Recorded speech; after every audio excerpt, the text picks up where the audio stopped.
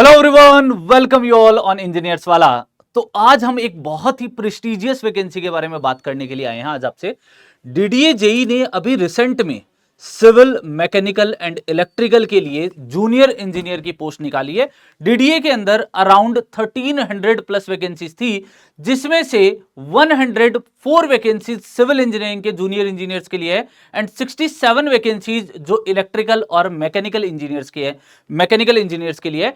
तो complete information के लिए लास्ट तक बने रहिएगा सेशन में, जिससे आपको कंप्लीट इंफॉर्मेशन मिल सके, जिससे आपको यह भी पता चल सके कि भाई एग्जाम को किस तरीके से तैयार करना है। तो कंप्लीट डिटेल के बारे में बात की जाएगी, लाइक एलिजिबिलिटी क्राइटेरिया क्या है, वैकेंसीज क्या है, सिलेबस क्या है। फिर अगर मैं बात करूं तो यहां पर एग्जाम पैटर्न क्या रहने वाला है, स्ट्रेटेजी क्या रहने वाला है, सिलेक्शन प्रोसेस क्या रहने वाला है, प्रीवियस ईयर कट ऑफ क्या रहने वाली है, इन सारे पॉइंट्स पर डिटेल में डिस्कस किया जाएगा। तो चलते हैं आज के सेशन को स्टार्ट करते हैं। तो सबसे पहले अगर मैं बात करूं, दिल्ली डेवलपमेंट अथॉरिटी डीडीए किस फील्ड में काम करता है। ये काम करता है, इसका जो बेसिकली जो वर्क है वो रिलेटेड है अर्बन प्लानिंग एंड डेवलपमेंट से। मतलब जो दिल्ली है उसको जो डेवलपमेंट करने का या उसको प्लान्ड, देखो क्या होता है, सिटी के अंदर जैसे जैसे पॉपुलेशन बढ़ती है वैसे वैसे प्लानिंग की रिक्वायरमेंट होती है, डेवलपमेंट की रिक्वायरमेंट होती है। तो वो जो काम करना है वो किस तरीके से, किस प्रोसेस में होना चाहिए, वो कौन देखता है, डीडीए देखता है। और बहुत ही प्रेस्टिजियस जॉब है और हर कोई चाहता है कि डीडीए में जॉब मिल जाए, सुकून की जिंदगी रहेगा, सेंट्रल जॉब है और दिल्ली में ही रहना है लाइफ टाइम, ना कोई ट्रांसफर की टेंशन है ना कोई और टेंशन है। तो ऐसी सुकून वाली जॉब कौन नहीं चाहेगा। तो स्टार्ट करते हैं।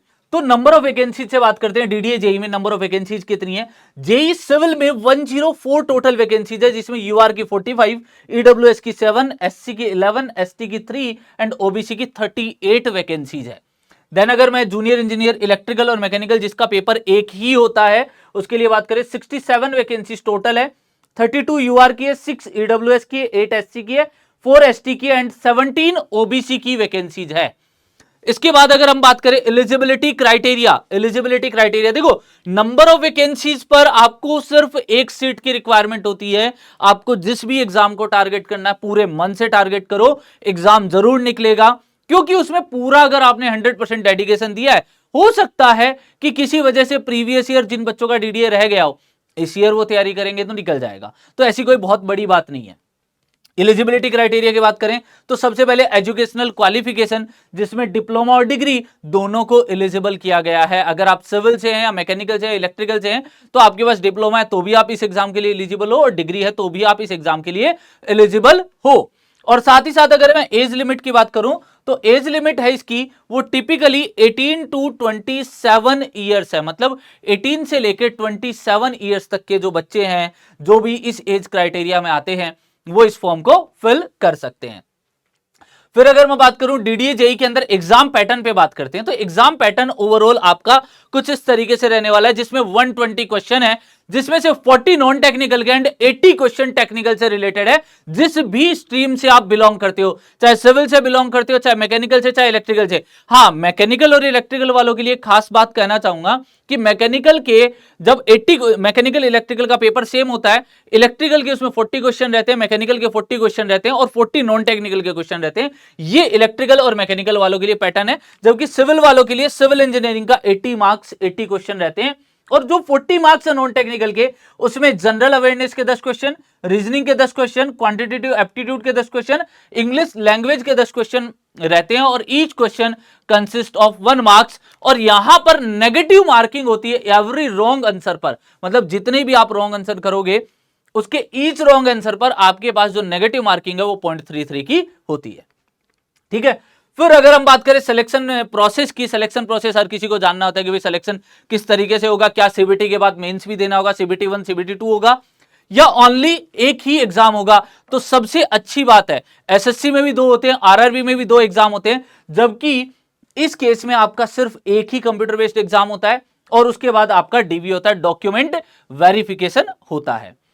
अगर मैं previous year cut off, previous year civil की कट ऑफ की बात करूं 2023 की, डीडीए जेई ने जो 2023 में वैकेंसीज दी थी 220 वैकेंसीज थी, और उस पे जो कट ऑफ थी आपकी जूनियर इंजीनियर की, देखो ये डॉक्यूमेंट वेरिफिकेशन के लिए, डॉक्यूमेंट वेरिफिकेशन के बाद हो सकता है कट ऑफ में कुछ चेंजेस आए हों। तो इसके बाद अगर हम बात करें यूआर की 91.612, ईडब्ल्यूएस की 87.014, एससी की 81.154, एसटी की 82.905, ओबीसी की 87.444। और यहां पर अगर मैं पीडब्ल्यूडी कैटेगरीज में बात करूं, ओएच 70.524, एचएच 50.361 ये कट ऑफ रही थी। अगर मैं यहां पर इलेक्ट्रिकल और मैकेनिकल की बात करूं, कट ऑफ मार्क्स की 79.037, जनरल की कट ऑफ ईडब्ल्यूएस की 78.031, एससी की 71.054, एसटी की 71.268, ओबीसी की 76.9 एंड एचएच की यहां पर 40.749। ये आपकी कट ऑफ ओवरऑल रही थी, मतलब डीडीए की ये कट ऑफ आपकी रही है 2023 में। तो इस बार नंबर ऑफ वैकेंसीज कम है प्रीवियस से, तो कट ऑफ बढ़ने के चांसेस है। कट ऑफ यहां पर 91 से ज्यादा ही जा सकती है, कम नहीं जाएगी। तो आपको एग्जाम जब भी प्रिपरेशन करनी है तो 120 में से 100 प्लस मार्क्स के लिए आपको प्रिपरेशन करनी है, जो एक इजी टास्क नहीं है। और आपको किस तरीके से तैयारी करनी है, किन किन टॉपिक्स पे फोकस करना है, इन सारे पॉइंट्स पर भी हम बात करेंगे। बात करते हैं 2023 में जो पेपर आया था उसमें वेटेज क्या रहा सब्जेक्ट वाइज। तो स्ट्रेंथ ऑफ मटेरियल का 9 मार्क्स का, थ्योरी ऑफ स्ट्रक्चर से बहुत बेसिक क्वेश्चन थे, 3 क्वेश्चन थे, आरसीसी से 9 क्वेश्चन, स्टील से 6, सोयल से 10 question, fluid mechanics, hydraulic machine and OCF से यहां पर 8 क्वेश्चन, जिसमें ओसीएफ से आपके 2 क्वेश्चन थे, मतलब फ्लूइड मैकेनिक्स और हाइड्रोलिक मशीन से आपके 6 क्वेश्चन थे। एनवायरमेंट से 8 क्वेश्चन, हाईवे से 2 क्वेश्चन, सर्वे से 9 क्वेश्चन, बीएमसी सिटी से 16 क्वेश्चन। ओवरऑल अगर बात करें तो हर जो मेजर सब्जेक्ट है, आप अगर बात करते हैं, सोम हुआ, आरसीसी हुआ, मतलब स्ट्रक्चर वाला पार्ट हुआ, आरसीसी हुआ, सोयल का पार्ट हुआ, फिर आपने इन्वायरमेंट तैयार कर लिया, फिर आपने सर्वे तैयार कर लिया, बीएमसीटी तैयार कर लिया, तो मतलब आपके 50-60% से ज्यादा मार्क्स आपके कवर हो जाते हैं। मतलब ये मोस्ट इंपॉर्टेंट सब्जेक्ट है डीडीए जेई के, जो आपके डीडीए जेई से रिलेटेड जो टेक्निकल पार्ट में रहने वाले हैं। फिर अगर मैं बात करूं कि क्या सिलेबस है, एग्जाम सिलेबस की अगर बात करते हैं तो सिविल इंजीनियरिंग में building materials, estimation, costing and valuation, surveying, soil mechanics, hydraulics में fluid mechanics, hydraulic machine and OCF तीनों सब्जेक्ट हैं। फिर irrigation engineering, transportation engineering, environmental engineering, structural engineering, जिसमें strength of material and theory of structure दोनों mentioned है, concrete technology, RCC design and steel design, ये आपके subject जो civil engineering से रिलेटेड है। फिर आपको किसी भी एग्जाम को तैयार करना है, तो उसके लिए हमेशा 3 बेसिक टिप्स है। सबसे पहले अपना गोल जो है उसको क्लियरली सेट कर लो कि भाई मुझे इस एग्जाम को निकालना है। पहला माइंड मेकअप पॉजिटिव ये बना लो, ठीक है। फिर आप उसके लिए पर्टिकुलर एक स्टडी प्लान बनाओ, कि स्टडी प्लान का मतलब है कि आपको कौन से सब्जेक्ट को कितना टाइम देना है, उसका वेटेज क्या है प्रीवियस ईयर में, और उसके अकॉर्डिंग अपनी जो पीवाईक्यूज है उससे रिलेटेड वो लगाओ, और उसके बाद बार बार उसके मॉक टेस्ट दो, या फिर आप उसकी टेस्ट सीरीज लगाओ। इस तरीके से आप उस एग्जाम को थोड़ा सा, आप उसके प्रेशर को थोड़ा सा लाइट बना सकते हो। फिर टाइम मैनेजमेंट, देखो टेस्ट सीरीज आपका जो है वो टाइम मैनेजमेंट बनाती है। टेस्ट सीरीज इसलिए देनी चाहिए किसी भी बच्चे को कि उसको एग्जाम में जो प्रेशर की वजह से जो कम क्वेश्चन कर पाता है वैसी प्रॉब्लम ना हो, और बहुत अच्छे से ये इस चीज को अटेम्प्ट कर पाए। ये बेसिक 3 रिक्वायरमेंट है किसी भी एग्जाम को निकालने के लिए, कि पहली बात है गोल क्लियर, आपका जो गोल है वो क्लियर होना चाहिए, प्रॉपर एक स्टडी प्लान होना चाहिए और टाइम मैनेजमेंट होना चाहिए। ये 3 अगर गोल आपकी लाइफ में होते हैं, मतलब 3 अगर ये पॉइंट्स आप अपना लेते हो अपनी लाइफ में, तो बहुत इजीली किसी भी एग्जाम को क्रैक कर सकते हो। फिर अगर मैं बात करूं कि की एरियाज नॉन टेक्निकल पार्ट में, क्योंकि नॉन टेक्निकल पार्ट में हर किसी बच्चे को डाउट रहता है कि सर किस तरीके से फोकस किया जाए नॉन टेक्निकल पार्ट में, तो सबसे पहले अगर मैं बात करूं तो जनरल इंटेलिजेंस एंड रीजनिंग, इसमें क्या है, verbal, analogy, blood relation, syllogism and non verbal, reasoning, puzzles, visual patterns, इन सारे से मेजरली क्वेश्चन पूछे गए हैं। मतलब जो 10 क्वेश्चन पूछे जा रहे हैं उनमें मेजर जो क्वेश्चन थे वो इस टॉपिक से रिलेटेड थे। फिर अगर मैं बात करूं प्रैक्टिकल लॉजिकल रीजनिंग थी, coding, decoding and input output series से भी क्वेश्चन देखने को मिले हैं। जनरल अवेयरनेस में करंट अफेयर से, specially related to DDA, Delhi का जो डेवलपमेंट है उससे रिलेटेड ज्यादातर क्वेश्चन पूछे गए हैं। जनरल नॉलेज में history, polity, geography, economics and environment से रिलेटेड जो एनवायरमेंटल इश्यू है उससे रिलेटेड आपको क्वेश्चन पूछे गए हैं। अगर क्वांटिटेटिव एप्टीट्यूड में बात करूं तो कुछ टॉपिक है सर्टेन, जैसे टाइम एंड वर्क हुआ, स्पीड एंड डिस्टेंस हुआ, फिर आपके पास परसेंटेज हुआ, प्रॉफिट एंड लॉस हुआ, मेंसुरेशन हुआ। फिर आप ध्यान देना कि जब भी हम क्वांटिटेटिव एप्टीट्यूड की बात करते हैं, चाहे रीजनिंग की बात करते हैं, हमें एक्यूरेसी पे ध्यान देना चाहिए, क्योंकि ये वो मार्क्स हैं जिनमें डाउट नहीं आता हमें। ये वो मार्क्स है जो हम इजीली गेन कर सकते हैं। तो इसलिए इसमें आपको एक्यूरेसी के साथ और क्विकली क्वेश्चन को सॉल्व करने की टेक्निक आनी चाहिए। इंग्लिश लैंग्वेज की अगर बात करूं तो grammar, vocabulary, reading comprehension, sentence correction, ये सारे टॉपिक्स आपके एग्जाम में पूछे गए हैं। तो नॉन टेक्निकल में मैंने आपको की एरियाज बता दिया कि आपको किस किस एरिया पे फोकस करना है। फिर अगर मैं बात करूं कि टेक्निकल प्रिपरेशन में आपको कौन कौन से सब्जेक्ट पे ध्यान देना है, कि आपके क्या क्या कंस्ट्रेंट्स रह सकते हैं, उन सब पे बात करते हैं।